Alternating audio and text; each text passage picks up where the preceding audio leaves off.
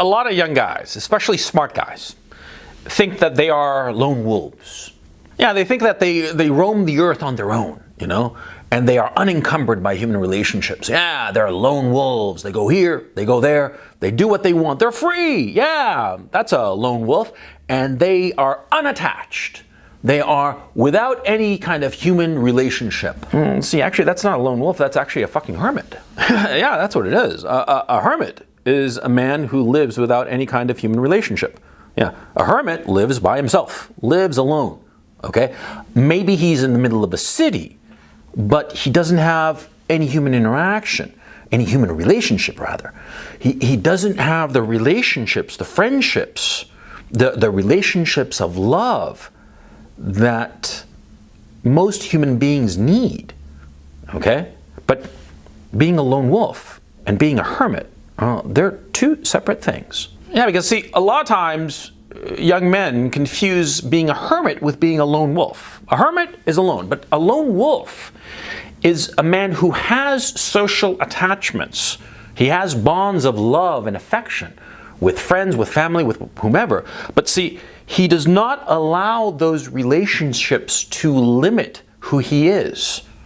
And he expects of his human relationships to respect him, to respect his individuality, and to respect his freedom.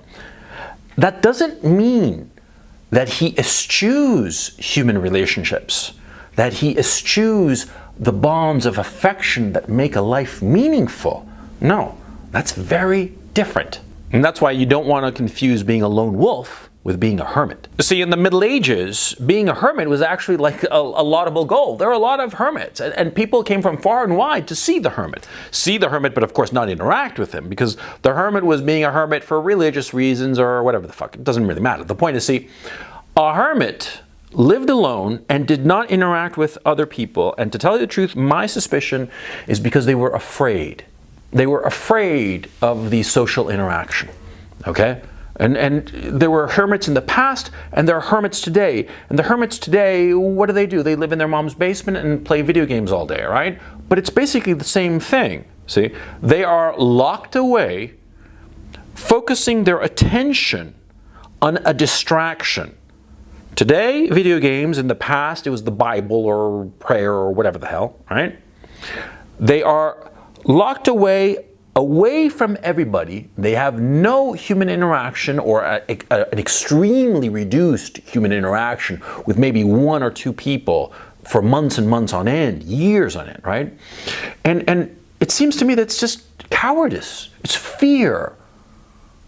Don't be a hermit. Yeah, because being a hermit is just a fucking waste of life. It's just a waste of life. The life that you're living, the consciousness that you are lucky enough to enjoy, with all the possibility of learning through books, learning through experience, learning through travel, well, this is a wonderful thing.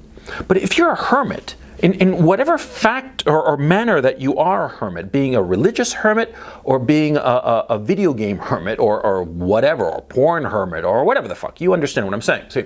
See, when you become a hermit, you're closing yourself off to the wonders of life, because there's so much of life out there. It's just so fucking big. Yeah, you got to go out there. Yeah, there's fucking no excuse, see? It's all good and fine that you do not want to limit your freedom based on the interactions that you have. It's all good and fine that you want to roam free, be a lone wolf. That's all good and fine. I don't have a problem with that. In point of fact, I'm very much of a lone wolf in that regard, see? But there's a difference between being a lone wolf who goes out and engages with people, engages with life, learns from life, has experiences both positive and negative, has failures at life, goes out there and engages and lives life. There's a difference between that and being a man who's too chicken shit to get out of his mom's basement, for crying out loud. That's why I'm doing this video. Don't confuse the two. It's easy to confuse the two. It's easy, and in point of fact, it's very romantic to confuse the two. There's this novel by Hermann Hesse, Steppenwolf, which sort of like came up with a metaphor of the lone wolf, right? And people don't understand Hermann Hesse. They don't understand that he was being ironic. Steppenwolf is not a novel that glorifies the lone wolf, who's in fact a hermit under my definition. Rather, Hermann Hesse was showing a man who out of fear was refusing to engage in the world, refusing to engage with other people, was too afraid to engage with other people. And so he called himself a Steppenwolf, a lone wolf. He called himself a man who didn't need other people. He called himself this, well, like, you know, the lone wolf.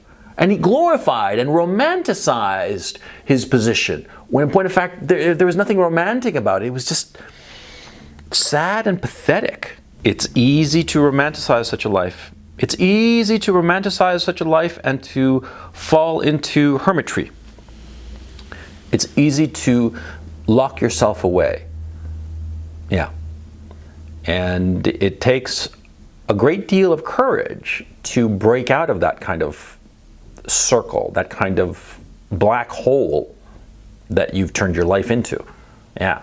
If you're a hermit, if you're locked in a room with minimal interaction out in the world, with no ambitions, and just, you know, hating on everybody outside, and just like living in your basement. It could be a literal basement or a figurative basement. We live in lots of basements, okay? And not all of them are rooms underground.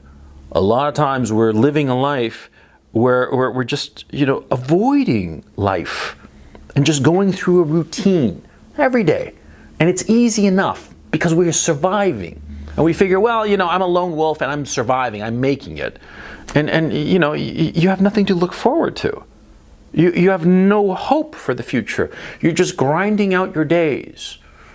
And you excuse it away to yourself and claim that you're being a lone wolf, that you're better and tougher than everybody else, that you can make it on your own. What you're really saying is that you're too chicken shit to engage with life. Don't fall into that trap. You know, I'm basically saying the same thing over and over in this video. I'm basically saying don't fall into the trap of confusing hermitry with being a lone wolf. And, you know, so I think I'm going to end the video here because obviously I don't have any more real insights. But the key insight is the basic one, see? Don't romanticize your misery, okay? If you're miserable, face it. The first step out of a hole is to recognize that you're in a hole. If you are trapped into this hole of being a hermit, recognize it. Don't pretend that you're cool and romantic and a lone wolf bullshit. Fuck that. No. Recognize the life that you're living. Recognize how reduced you've allowed your life to become. Recognize that you have to change. And once you have recognized that, and once you've felt the misery of understanding what a ruin you have of a life, that is when you can start to repair your life and build something better, something with more meaning, and something potentially wonderful.